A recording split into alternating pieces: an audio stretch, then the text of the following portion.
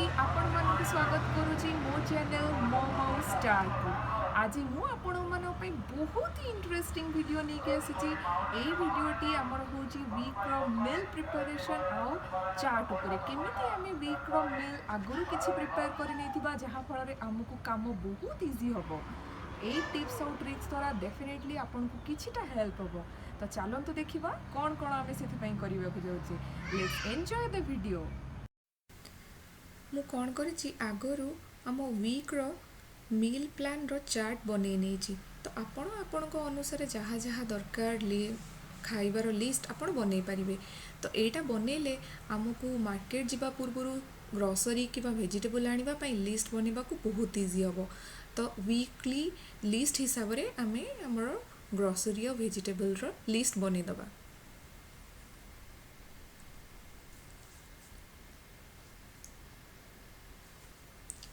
तो एबे मु मोर वीकली प्लान हिसाब रे वेजिटेबल और ग्रोसरी नहीं आसी। तो यही सब वेजिटेबल को रखापी मु किछि भल क्वालिटी रो प्लास्टिक कंटेनर यूज करुँची। तो से कंटेनर गुड़ को आगु मु वाश कर देइछि। तो एभरी बास्केट भी यूज करें वेजिटेबल को स्टोर करने। मु एई बास्केट रे जमीती आमर है क्यूक्यूम्बर आ टमाटो एगुड़ा स्टोर करे।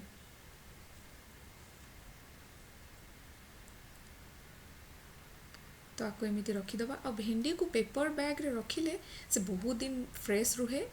तो मुझे भेंडी गुड़ी को सब पेपर बैग रे रखी दूची। टमाटो को मध्य यही बास्केट रे रखीदेवी। तापर जीवा हमर नेक्स्ट मु ए कॉलीफ्लावर को टिके बड़ बड़ काटी नौची सो दैट मोर नेक्स्ट वीक रे डिपेंड करूची जो जो रेसिपी बनैबी तार अकॉर्डिंगली मु ताको काटी देबी। जमती उपमा हला तो ता लगी मु छोट छोट पीस काटी पारिबी। तो करी हेले मु टिके टिके बड़ रखी पारिबी। तो बेसी छोट न करी मु ताको बड़ बड़ चंक्स रे रखी दउची।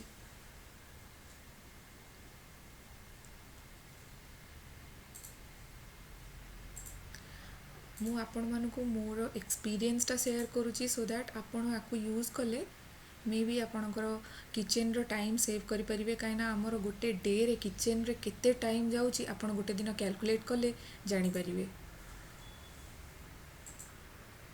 तो कोबी को काटिकी स्टोर कला परे एबे मु बीन्स को मध्य काटी नेबी।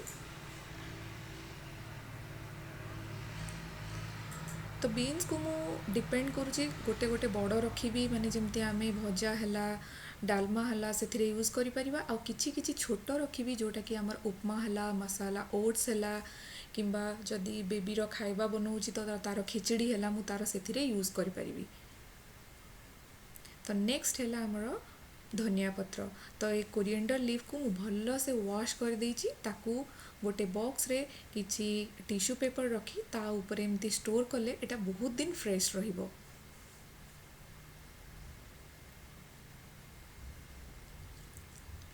तो नेक्स्ट एमिति ही सेम वे रे मु भृषंग पत्र गुड़ी को मध्य वॉश करिकी ताकू गोटे कंटेनर रे तार पत्र गुड़ाक सब काढ़ी के एमती स्टोर कर देबी।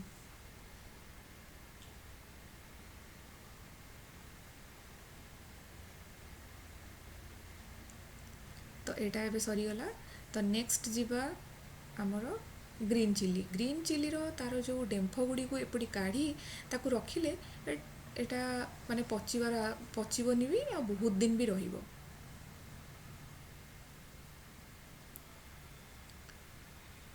टिके टाइम दवा को पड़िबो गोटे वीक आगरू। बट देखिबे नेक्स्ट वीक जेतबेले यूज करिवे तुमको लागिबो जेमती रोसेईटा बहुत ही जल्दी हो जाउची। तो ग्रीन मटर को मध्य मु काढ़ी देइची। तो तापरे एबे कौन करिबा मु कखारू आ बीटरूट को मध्य टिके काटिकी रखी देइची। तो पालंग साग को भी मु मध्य धोईकी रखी गोटे बास्केट रे। तो ताकू से सुखी गला परे ताकू एपरी गोटे कंटेनर रे मध्य मु स्टोर कर दउची। एबे देखंतु मैजिक देखंतु सबुतिक परिबा किपरि सुंदर देखा होची। आ एउठू मते देखिले ही लगुची जेमती मु सांगे सांगे 2 मिनिट्स रे रोसई कर देबी। कहीं ना परिबा काटिबा आ वासन मजा ही डिफिकल्ट आमर एंटायर किचन रूटीन रे। मु आउ गोटे जिनस देखिया को भूली जाइए। मु आमर कोकोनट ଯେଉଁ ଆମର ଶୁଖିଲା ନଡ଼ିଆକୁ ମଧ୍ୟ ଭାଙ୍ଗିକି ତାକୁ ଛୋଟ ଛୋଟ କାଟିକି ରଖିଦେଇଛି, ଯେଉଁଟା ଆମର ଚଟନି କରିବାରେ ଇଜି ହେବ। ଏବେ କ'ଣ କରିବା, ଆମର ଯେମିତି ଅଏଲ୍ ବଟଲ୍ ହେଲା, ସୋରିଷ ହେଲା, ଜିରା ହେଲା, ଲୁଣ ହେଲା, ଚିନି ହେଲା, ୟାକୁ ସବୁ ମଧ୍ୟ ମୁଁ ଷ୍ଟୋର୍ କରି ରିଫିଲ୍ କରିଦେବି। ତ ରିଫିଲ୍ କରିଦେଲେ ଆମକୁ ନେକ୍ସଟ ଯେତେବେଳେ ୱିକ୍ରେ ରୋଷେଇ କରିବା ତ କଲାବେଳେ ଆମକୁ ଖୋଜିବାକୁ ପଡ଼ିବ ନାହିଁ କି ୱିକ୍ ମଝିରେ ସରିବାର ବି ଆଶଙ୍କା ନାହିଁ। ଗୋଟେ ୱିକ୍ରେ ହେଲା ଭଳିଆ ମୁଁ ପୁରା ଭଲସେ ରଖିଦେଇଛି। ଏଟା ୱିକ୍ରେ ଅଧିକ ବି ମଧ୍ୟ ଯିବ।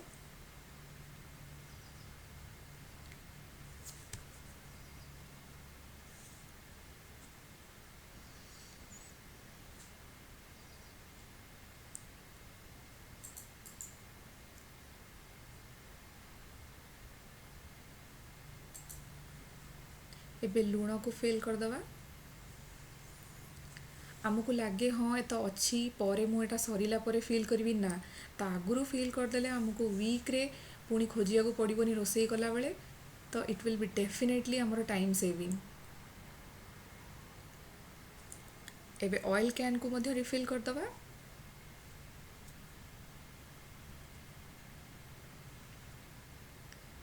ମୁଁ ଅଏଲ୍ କ୍ୟାନ୍ ଯେତେବେଳେ ତରତରରେ ଫିଲ୍ କରେ ମୋର ଅଧାରୁ ଅଧିକ ତେଲ ସବୁବେଳେ ତଳେ ପଡ଼େ। ମୁଁ ଏଇଟା ସବୁବେଳେ ଆଗରୁ ହିଁ କରି ନେଇଥାଏ, ଯେଉଁଟାକି ମୋତେ ବହୁତ ଇଜି ହୁଏ ରୋଷେଇ କଲାବେଳେ।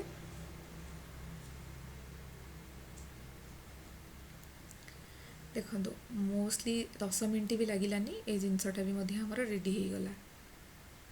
ଏବେ ଚାଉଳ, ଡାଲି ହେଲା, ମୁଗ ହେଲା, ଯେଉଁଟା ଆମେ ସବୁ ୟୁଜ୍ କରିବା ନେକ୍ସଟ ୱିକ୍ର ରୋଷେଇରେ, ଯେମିତି ଯଦି ଦୋସା ବନାଉଛେ, ବିରି ହେଲା, ତାର ସବୁ ଜିନିଷ ମୁଁ ବକ୍ସରେ ରିଫିଲ୍ କରିଦେବି। ଯେଉଁଟା ମାର୍କେଟରୁ ଆମେ ଆଣିଛେ ତାକୁ ସବୁ ରିଫିଲ୍ କରିଦେବା। ମୁଁ ଯେହେତୁ କାଉଣ୍ଟର ଟପ୍ରେ ଏଗୁଡ଼ା ସବୁ ରଖୁଛି ତ ମୁଁ ମୋର ଦରକାର ହିସାବରେ ଆଗରୁ ହିଁ ଫିଲ୍ କରିଦେଉଛି। ମୁଁ ଆଣିକି କିଛି ସବୁ ସାମାନ ଗୁଡ଼ାକ ବଡ଼ ବଡ଼ ଡବାରେ ଷ୍ଟୋର୍ କରିଦେଇଥାଏ। ଦରକାର ହିସାବରେ ଏସବୁ କଣ୍ଟେନରକୁ ମୁଁ ରିଫିଲ୍ କରେ। ତ ମୋର ଗ୍ରୋସରୀ ମଧ୍ୟ ରିଫିଲ୍ ହେଇଯାଇଛି ସବୁ ଏବେ।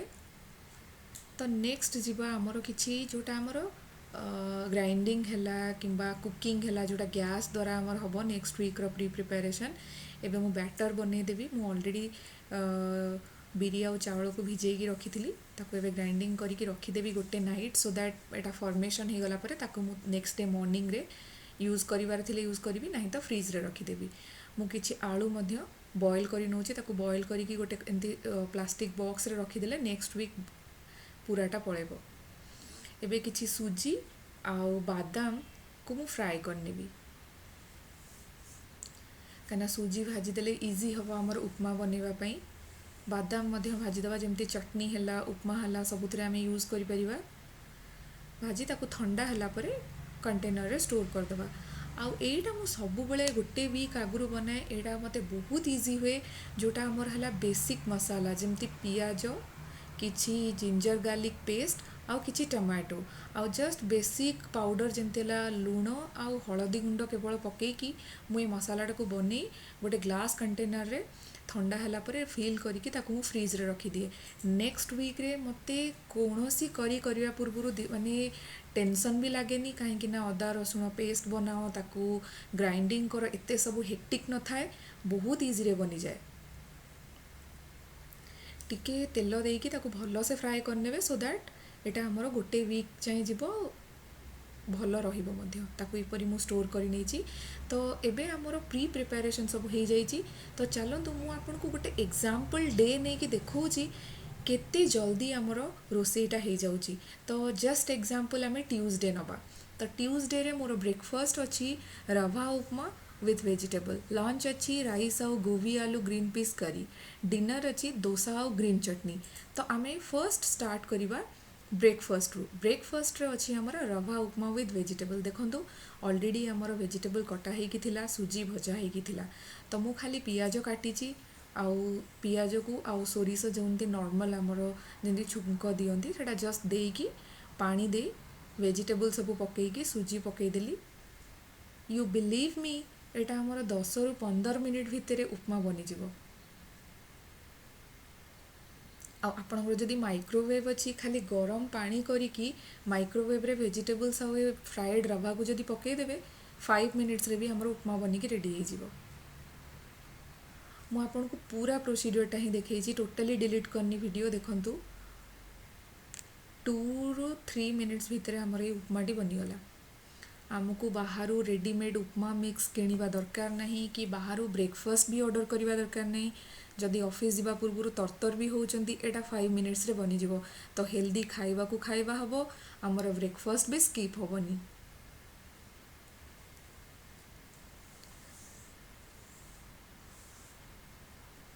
तो ये देखिपारे आमर ब्रेकफास्ट आम केते टाइम सेव करिगले, परिबा काटिलेनी कि सुजी को भी भाजिलेनी।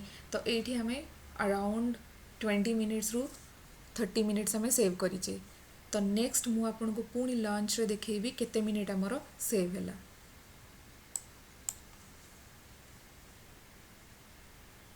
तो चलते एबे देखिबा आमर लंच। तो लंच रे अच्छी आज राइस, गोभी आलू ग्रीन पीस करी। तो फ्रिज रू काढ़ी नेबी हमर जो ऑलरेडी परिबा सब स्टोर होइकी थिला, जेमती कि कोबी हैला, ग्रीन मटर हैला, आउ जो मसाला रेडी होइकी थिला। मु टिके तरकारी रे जो बॉइल्ड आलूटा यूज करेनी, कहीं कोबी सहित आम डायरेक्टली पकई परिबा। तो मु बॉइल्ड आलूटा ये यूज करिविनी। तो मसाला रेडी होइकी अछि। जस्ट गोटे पैन रे 1 टेबल स्पून नहीं जिबा मसाला पकई, ता देहरे टिके हल्का सा पानी देकी कोबी आउ आलू ग्रीन मटर पकईकी ताकू मु जेमती आमर करी पाउडर हैला, गरम मसाला हैला पकईकी मु अराउंड 15 मिनिट्स पूरा कवर कर दिए सिझिला जाए। तो 15 ରୁ 20 मिनिट्स भितर ए करीटा बनिकी रेडी हो जिवो।